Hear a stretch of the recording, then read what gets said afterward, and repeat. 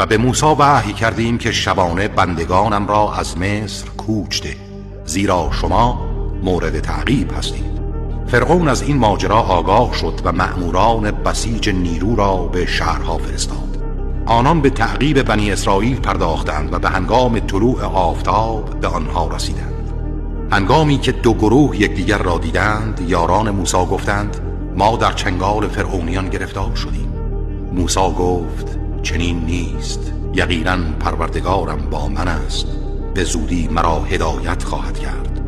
و به دنبال آن به موسی وحی کردیم عصایت را به دریا بزن. عصایش را به دریا زد و دریا از هم شکافته شد و هر بخشی همچون کوه عظیمی بود و موسی و تمام کسانی را که با او بودند نجات دادیم. در این جریان نشانه روشنی است، ولی بیشترشان ایمان نیاوردند، چرا که طالب حق نبودند.